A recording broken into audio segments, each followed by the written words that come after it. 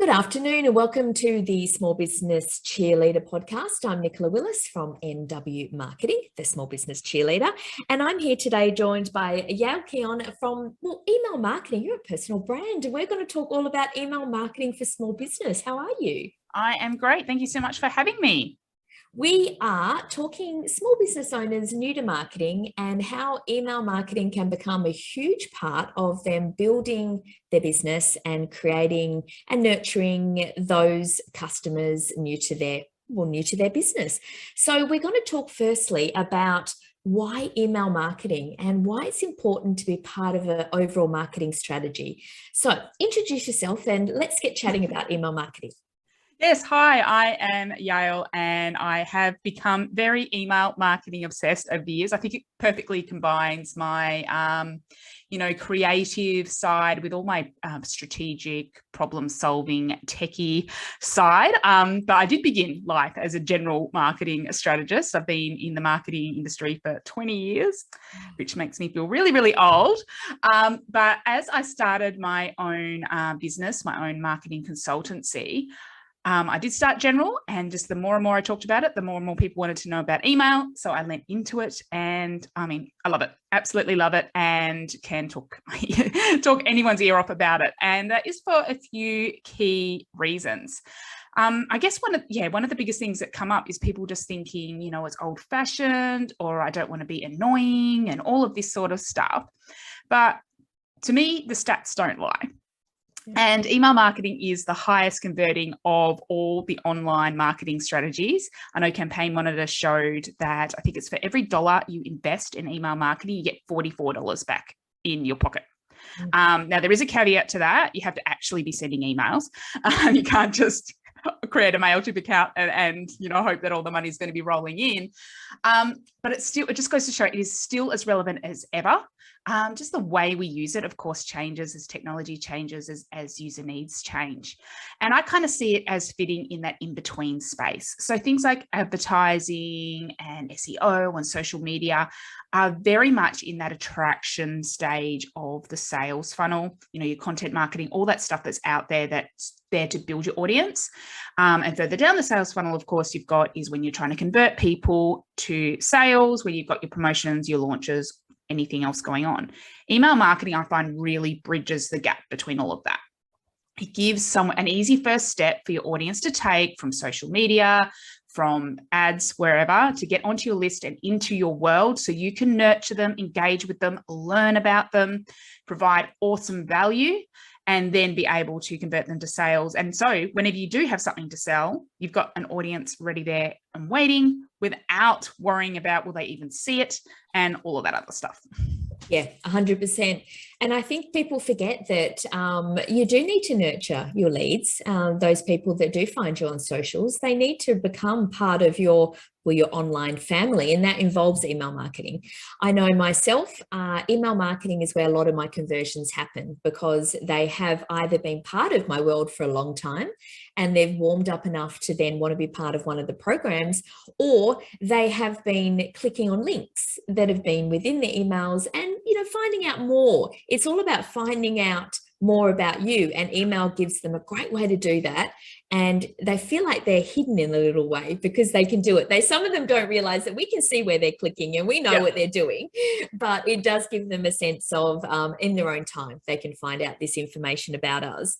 And we were also talking before we got on the podcast about being proactive, and email allows you to be proactive in regards to that, and also melding your online with your socials into your email database.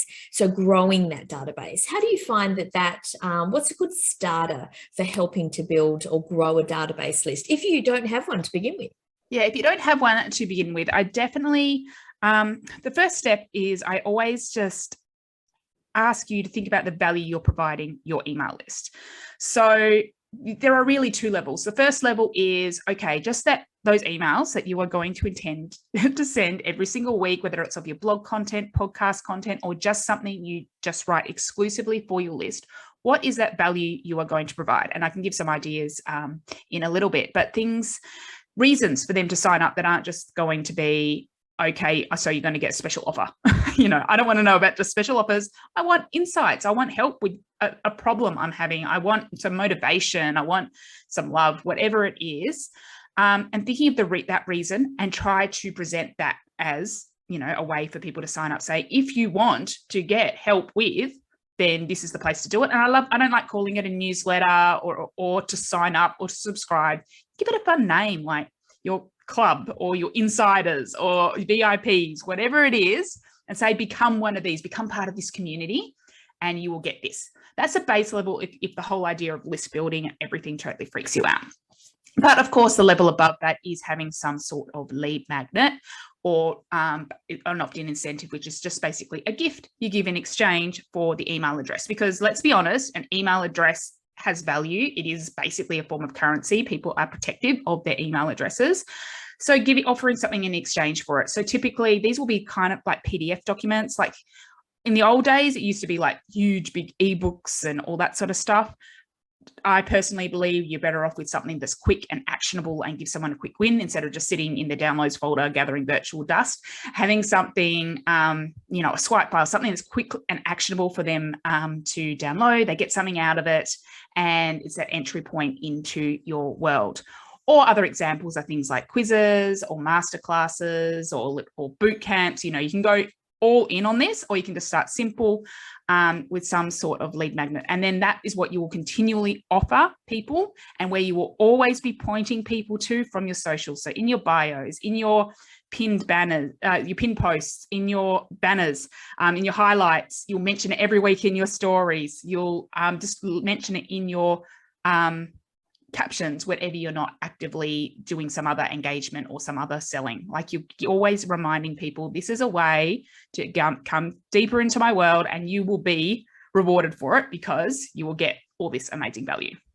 Yeah, because people forget that their email list is also an asset to their business. Should they ever sell their business, those emails at the very least are sometimes worth $5 an email in exchange when you're doing Facebook ads. When you're looking at your conversion rate, it can cost you $5 to get each of those emails. So it's something that is not just, or shouldn't be put to the side. It should form a major part of your strategy because of that fact that it is tangible, you do own it, and it is something that can be sold with your business going forward. Because it is so valuable. And we know what it's like when Instagram goes down. That happened last year, and everyone lost their mind and started really addressing the email database side of their business.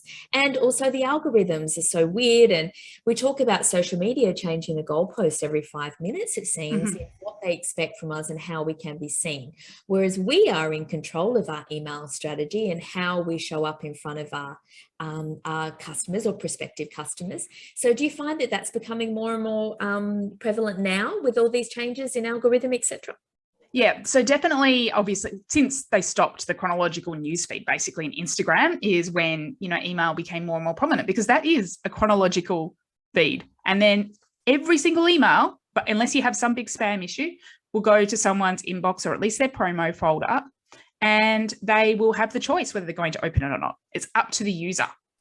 So that's why we see average open rates of about 20%, 21% according to MailChimp. Of course, we always try to go above average, but that's the average. Whereas we look at the average engagement rate of Instagram, which is like clicks and comments and likes, and that's like 1.6% of followers. So 16 out of every 1,000 versus 213 of every 1,000. I know where I want to invest my time. Yeah. And then I'm even just thinking, like last week, was it last week or the week before, I put out a post, nothing salesy, something purely community-based, something that I thought would have got engagement because it was just, a feel-good topic, and it was timely. It was to do with Global Accessibility Awareness Day. Nothing there. The views on that were abysmal because it was a static post. And Instagram, because Instagram wants you to do reels and dance around in your pajamas in your lounge room and spend an hour producing a piece of content when I can spend 10 minutes writing an email, and, and how many dozens times more people will see it. I know where I want to invest my time. It doesn't mean there's no room for that, because you always want to be engaging with your audience in different ways, so they see you in different places and creating connections that way, and also growing your list. But I know where I want to put my time. And that's where people are going to see it. and not change how it all works. No, because I mean, that's the overwhelm that comes, doesn't it, with marketing? It's trying to be you and I have both been in marketing for over 20 years, and we know that back in the day, it was a much simpler level of getting your funnel together. Whereas now the platforms are so varied and so real, and it's so hard to know where to put your time. And that can transcend into overwhelm where you do nothing. And you just think it's just all too hard. And you see these people that look like they're killing it online, and you're like, well, I need to be creating this, that, and the other.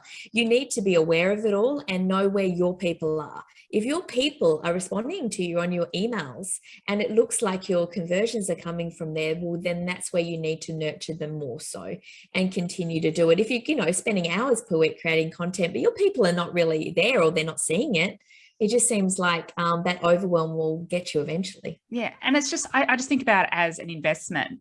So when you invest time in social media, what's the lifetime of that post? It's very limited versus an email. Okay, at least generally someone will check once in the 24 hours. So maybe that's got an over, a shorter lifespan. But also when it comes to email and things, I haven't even touched on automations and having emails that are set up based on if your subscribers take certain actions that can live on for years with just a small amount of work put in. So if time is a factor, which let's be honest, it is for everyone, really, I think I'm better off investing my time in email as the priority and then this other stuff as additional versus the other way around.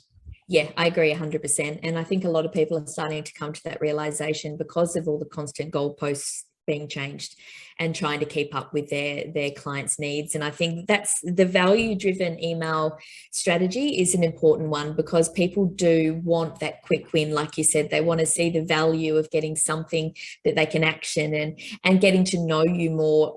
You can get through the written word just as well as you can on the other side of things and not get lost amongst all the noise. I mean, as we know, it comes down to automations. It comes down to your subject line, testing. There's so much you can do to make sure that the variables are in your favor. And I think that that's something that people forget too. Like you said, the automations are there. If people sign up to your lead magnet, you can put them into an email nurture sequence. And then if they click on this link, they go to a different nurture sequence. It's a lovely process that behind the scenes for tech nerds, it's just amazing because you can really see how you are driving people and how you are helping them in their search for whatever knowledge it is they're trying to get from you. And I love that. I love going into the back end of my email and seeing what people are doing.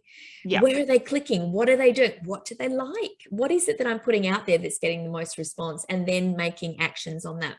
Absolutely. And that's often a forgotten part is the fact that you get so much data, so much information. You get a direct line to them. You can ask questions and they'll reply without fear of everyone on the internet seeing it. And you can start a lot of personal conversations that way.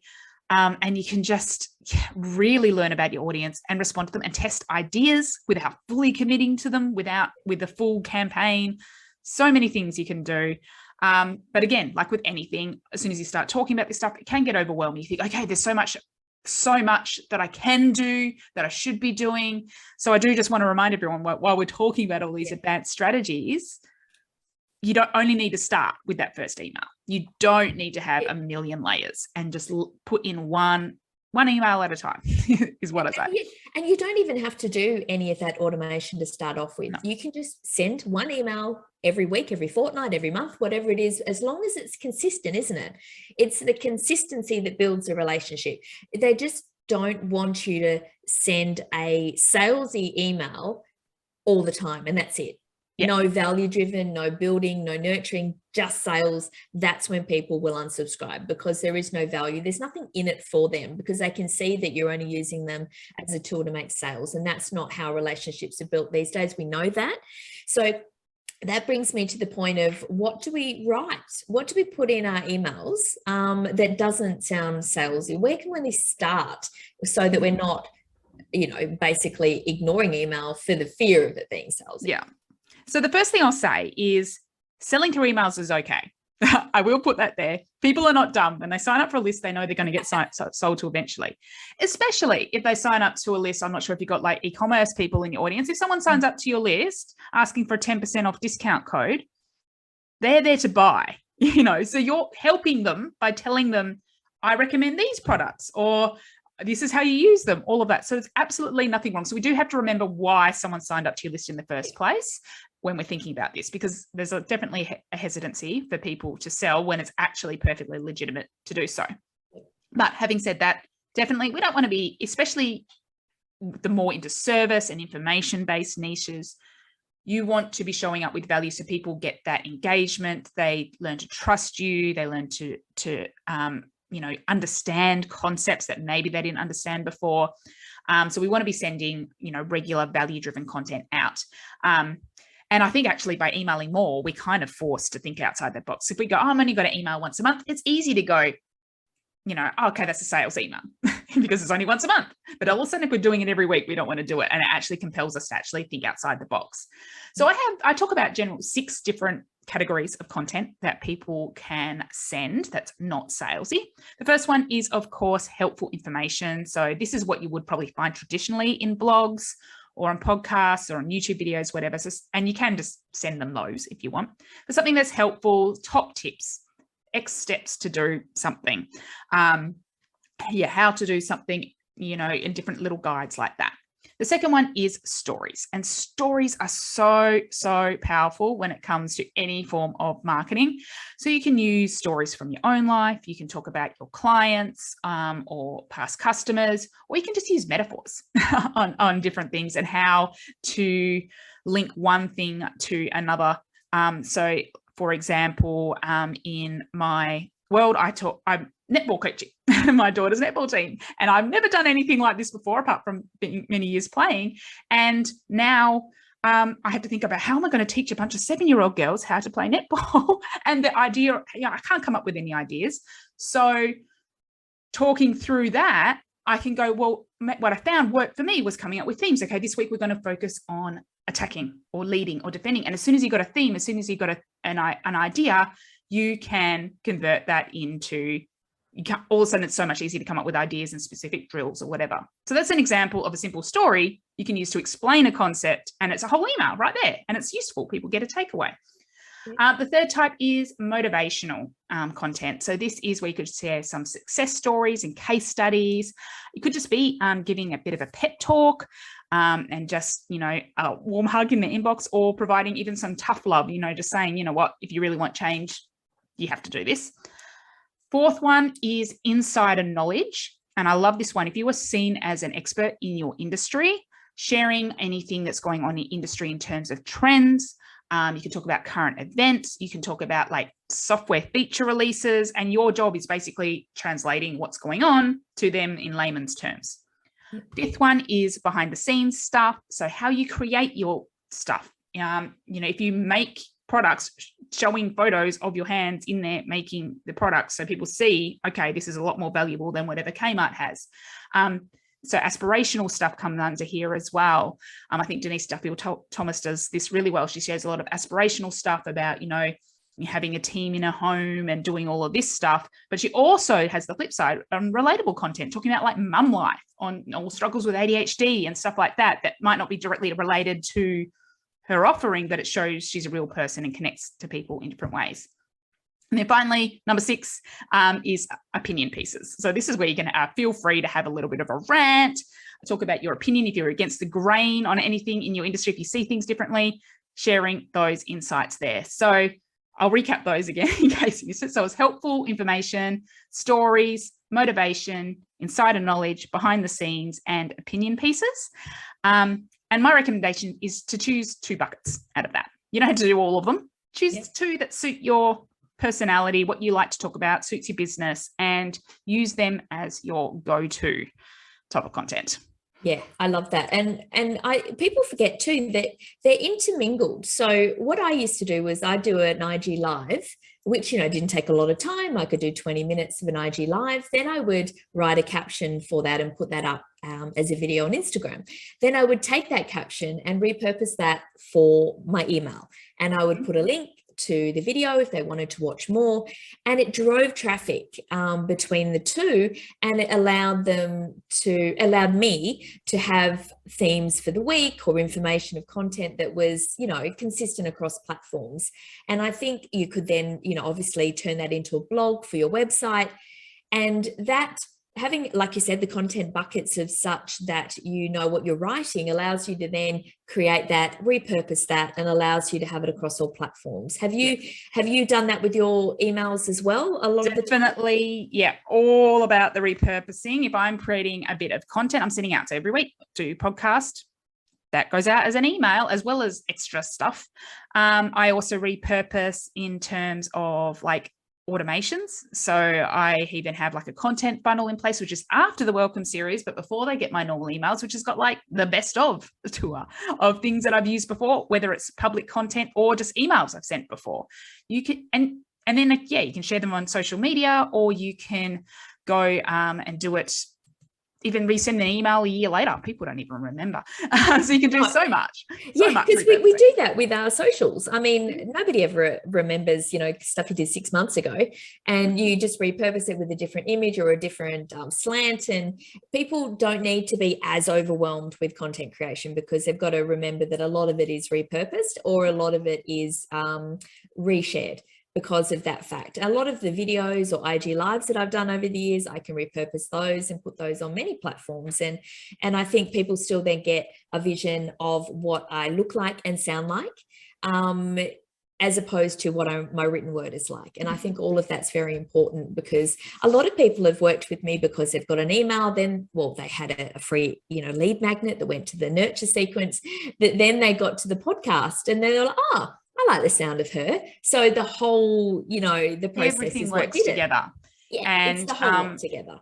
And yeah, so the key is, and it actually works a lot better that way, using the same things throughout, because otherwise you can just really dilute your message and it gets really, really confusing. So I compare it to, like, you know, a violin in the corner of a cafe where some, you know, it sound really nice and you might stop and listen, but it's only that one area. But if you all of a sudden, if you had like a whole orchestra there, you got your violin section, your drumming section, your this and that playing this song, because socials is doing the same thing as blogs, as doing to email, as doing to video, whatever, all of a sudden you're going to pay attention. You're going to notice, you know, and really like have to stop what you're doing, because that's going on. So that's how I kind of, and I love the fact, if I do all three things over a week, I can see the amount of different people, the people from the database I know haven't seen it on socials, and vice versa. So you're really sort of putting all your ducks in a row and making sure that you're collecting them all along the way. And I love that too. I just think it's great not to be, as you said, not to be salesy, but to make sure that you know that selling is why you're there. And you're there to actually help people with the service or the product that you have. So I think making sure you're not focused 100% on constantly selling, but selling in disguise through value and content and everything that you have that enables you to be an authority in that industry is what it's all about. Your podcast, your blog, your socials, and then making sure your emails, because it's just so important to pop up. Yes, they might not read it all the time, but you're popping up in that email inbox, and that is just as important sometimes, keeping top of mind. And your subject line one day might get through to where they're at. And you've got to remember, sometimes, you know, people are just, they're on their own time schedule, and it might be 18 months later and they're like, oh shit, that's right, she does that. And an email pops up and they're like, bang, I've done that with courses, with programs, with masterminds, for coaches I've followed for 18 months. And I'm at a time now where, I need to do online course. So I need to learn more. You get an email that pops up, bang, you know, done, absolutely. sold. Because they know they're familiar with you. They know that you have been around. And I get the same, like people who have been like joining my programs who have been on my list for at least 3 years. And I can't go further than that because I swap systems, but I'm just like, okay, you were there with me on the old one and I haven't even spoken to you before. And they're like, oh yeah, I'm ready now. And that's it really is freaky when you can go to the back end, and obviously there's things, you know, tags and things that you can have with your database, and you look at the tags and you think, oh, that was the program I did 2 years ago. And that was the thing and they're still downloading now. And you're like, well, that's great. That means that what I'm putting out there is having an impact and keeping people interested. And yes, the other thing that I want people to understand, losing followers is not a bad thing.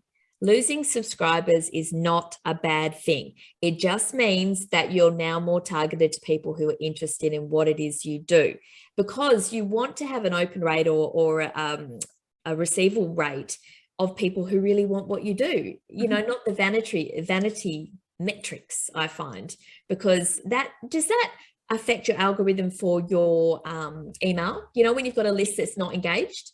Yes. So there's this thing called sender reputation, which I kind of liken to like SEO kind of stuff, where it's like, okay, Google ranks people based on how much people are engaging with the content on the websites and how valuable it is and all that sort of stuff.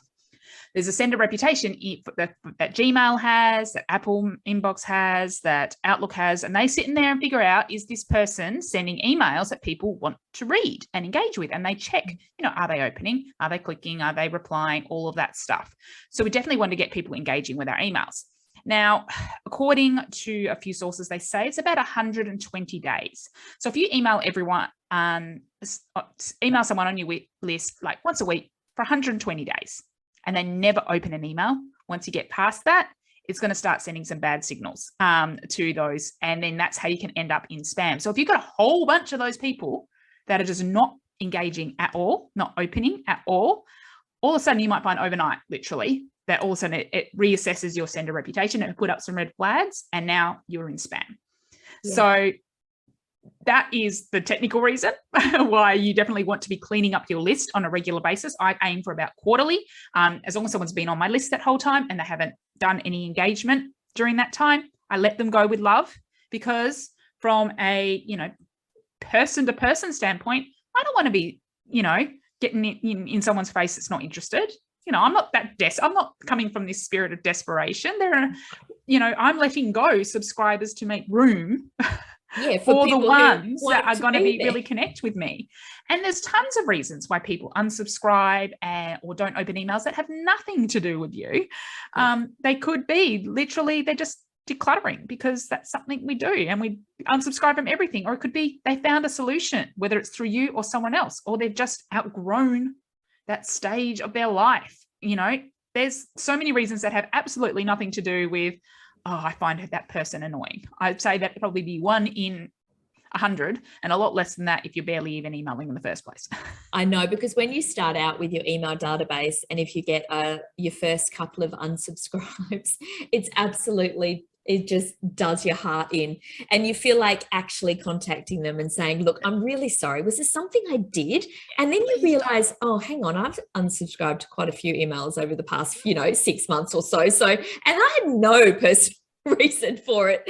So, that, like I say, also with socials, when you get unfollowed, it's the best thing that can happen for you, because it means that you're actually opening yourself up for more people, and it helps your engagement rate. Same with the emails. So I try to say to people, that it's not a problem. It's a good thing, and you should be doing it yourself every quarter, because I agree.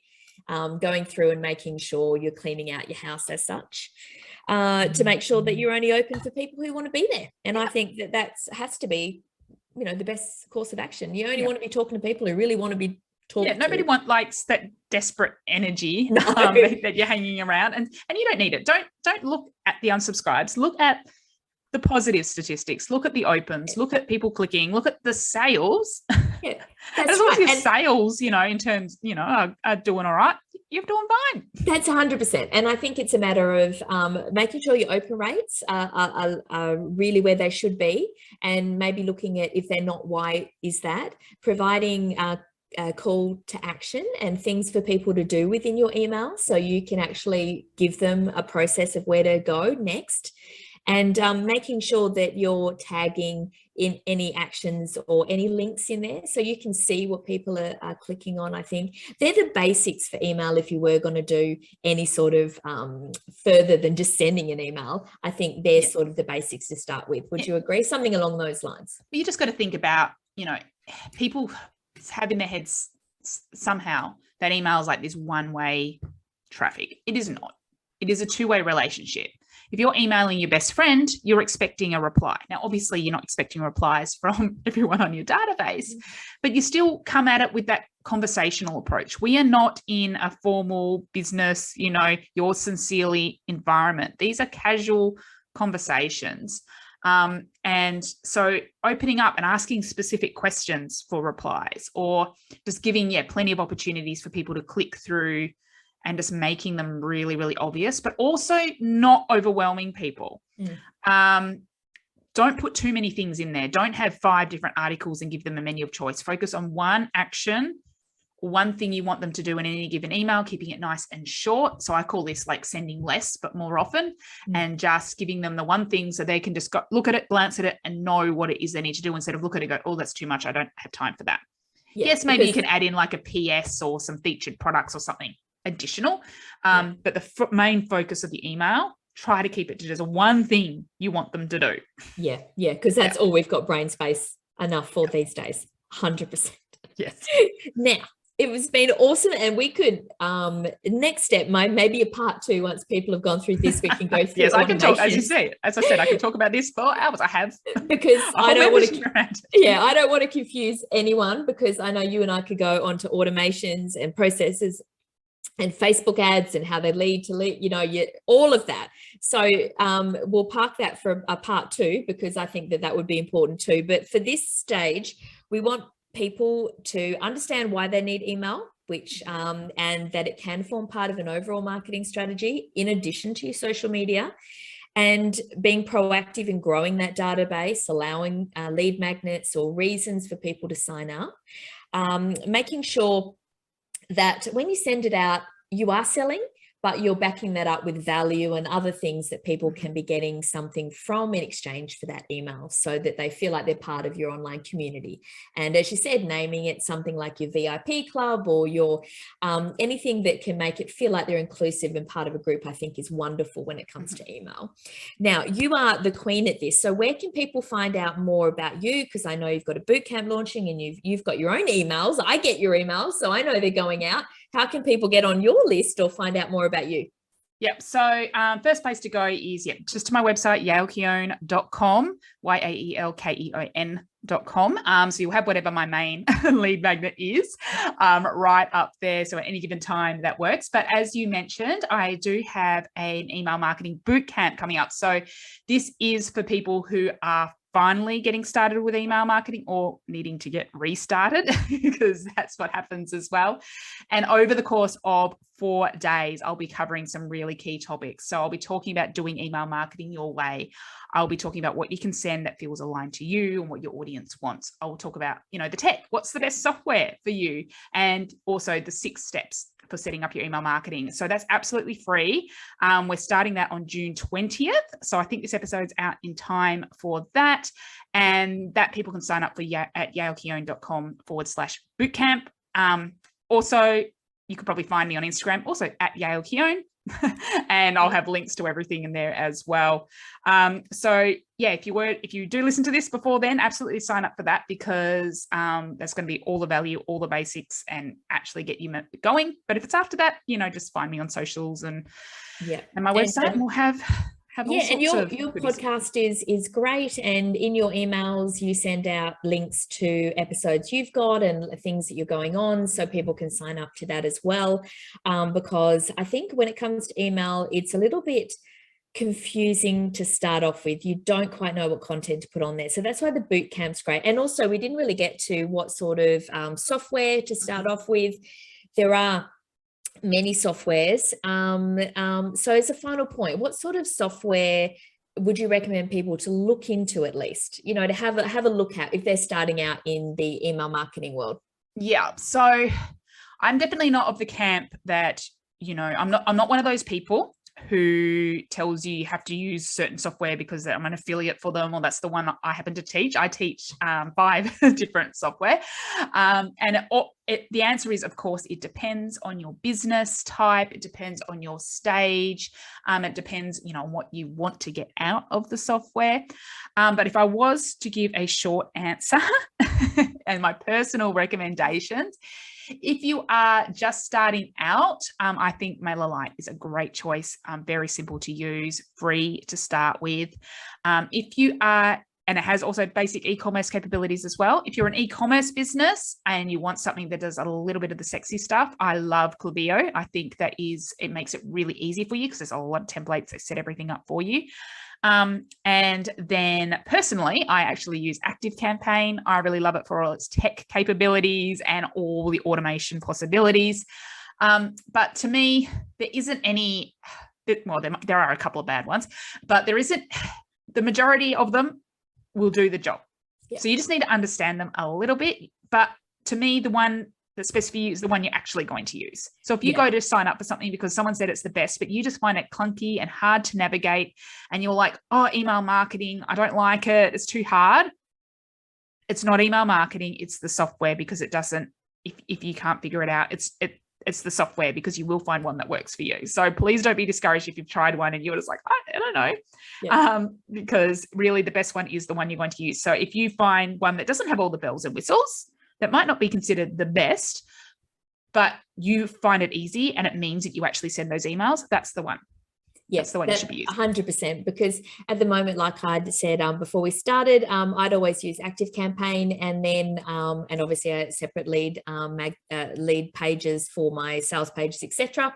But yeah, so when I moved to my online course and everything, it was just easier to have it all in one. And I do mine on Kajabi now. It doesn't have any of the bells and whistles, but it sends an email. It links to all of my products. It does what I want it to do. And this is what you have to think about. Like, and that's all I needed. Dots do you need to connect? Because if you can automate things like from your calendar booking system into your email software, that makes your life a whole lot easier. And if the two don't connect, but it will connect with something else, sometimes that's the best way to go. So there's so many factors that come into it, which is why I've got a whole day of the bootcamp dedicated. It's got a whole section in my email marketing program about it. So, but that's the short answer.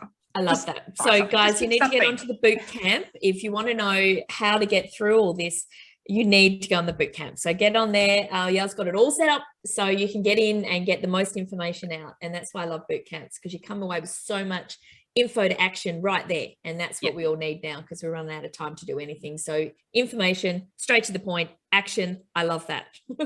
Well, it's been amazing to have you on the podcast today, and people, go check her out, find out how your email can actually make a difference and get those sales coming in for you.